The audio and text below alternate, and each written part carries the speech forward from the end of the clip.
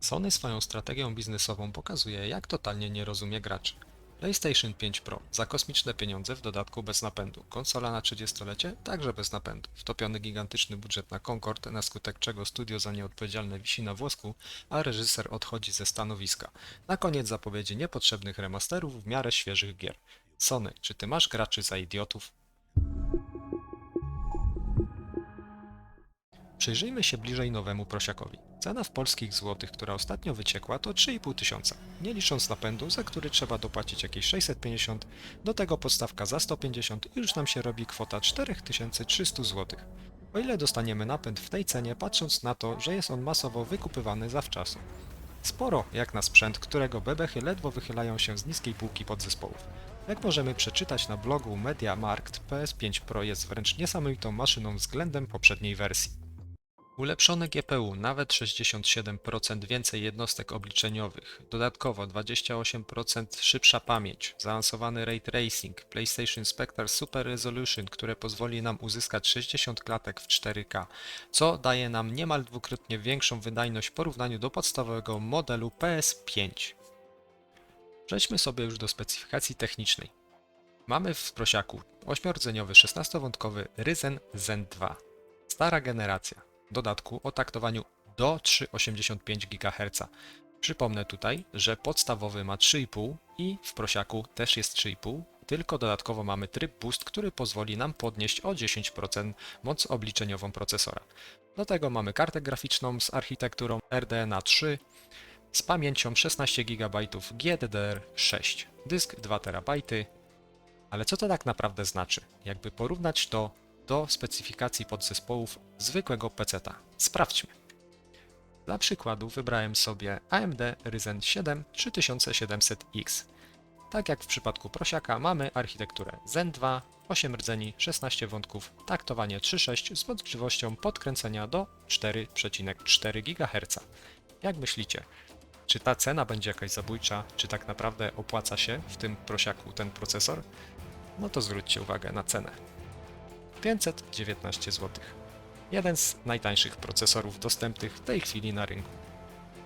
Jeżeli chodzi o karty graficzne, to sfiltrowałem sobie tutaj 16 GB, dałem pamięć GDDR6 i co nam się tutaj pokazało? Od najtańszej opcji mamy Radeona RX 7600 XT 16 GB. Jeżeli ktoś nie jest zwolennikiem czerwonych, to zjedźmy sobie troszeczkę niżej i pojawi nam się tutaj od zielonych 4060 Ti za 2000. Powiedzmy 650 zł różnicy, ale dalej ta cena i ta karta nie jest z najwyższej półki. Tak, drodzy widzowie, postanowiłem złożyć też zestaw za 3500 zł. I mamy tutaj procesor taki, który wcześniej wspomniałem, do tego płytę główną z gniazdem AM4 pod konkretny procesor, obudowa microATX pod tęże właśnie płytę główną, zasilacz 700W, bo w zupełności taki wystarczy oraz chłodzenie powietrzne też wystarczy do tego procesora. Karta graficzna z architekturą RDNA 3 z najniższej półki, dodatkowo mamy dysk 2 TB, pamięć DDR4 32 GB, bo taki obsługuje płyta główna i do tego dla bardziej upierdliwych, którzy mówią, że cena PlayStation 5 Pro to także pad, więc dołożyłem tutaj jakiś zestaw gamingowy. No i zwróćcie uwagę, te podzespoły wcale nie są jakieś najlepsze. To jest średnia półka. I właśnie taki sprzęt mniej więcej będziemy mieli w PlayStation 5 Pro.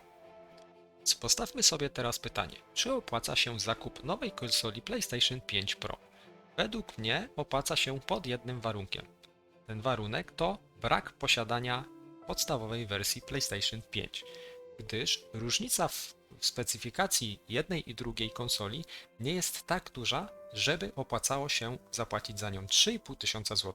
Natomiast jeżeli nie posiadacie podstawowej wersji, bądź posiadacie konsolę starszej generacji, jak najbardziej, jeżeli macie ochotę, możecie sobie spokojnie kupić. Będzie ona odpowiednikiem średniej jakości komputera do 4000 zł.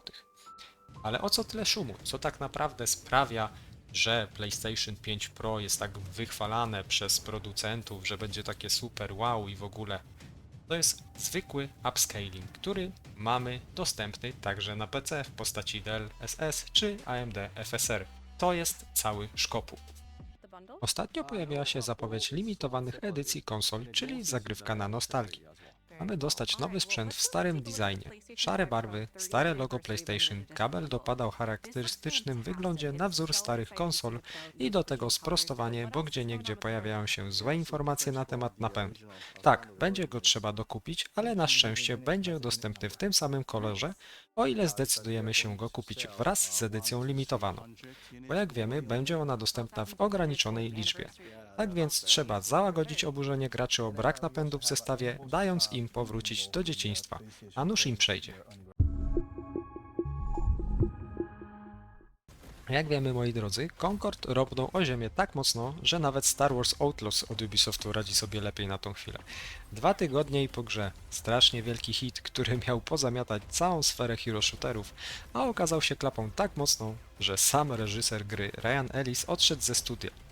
A plotki głoszą, że reszta pracowników Firework Studios zaczyna szukać sobie nowej pracy lub będzie tworzyć nowe projekty. Tylko oby nie kolejne Concordy. Jeśli chodzi o kolejne plotki, to gra miała pochłonąć aż 400 milionów dolarów przez cały proces tworzenia, czyli jakieś 8 lat, co mogło być przyczyną tej klęski. Ja osobiście uważam, że się spóźnili właśnie o te 8 lat. A konkurenta Overwatcha czy innych podobnych tego typu gier to już chyba stanowczo za późno.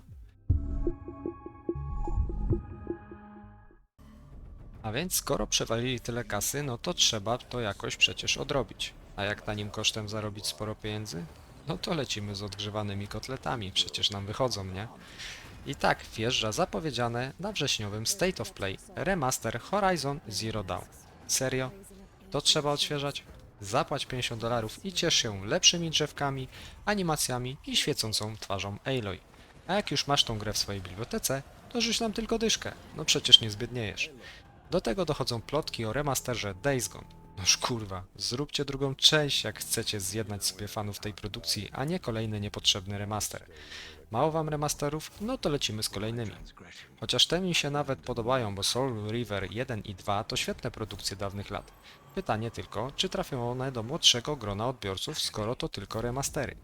Tak na koniec dodam coś pozytywnego. Chyba jedyna rzecz, która zapaliła we mnie iskierkę nadziei, że Sony jednak jak chce to potrafi, Ghost of Yotei. Kontynuacja Ghost of Tsushima. Wygląda to obiecująco, ale jak zwykle bywa, nie może być tak kolorowo, gdyż aktorka wcielająca się w protagonistkę jest osobą gender fluid i tym podobne. Więc jak się pewnie domyślacie, na produkcję spadła fala krytyki. Tak więc mamy powtórkę z rozrywki. A co wy sądzicie o obecnej strategii Sony? Z mojej strony to już wszystko. Pozdrawiam. Cześć.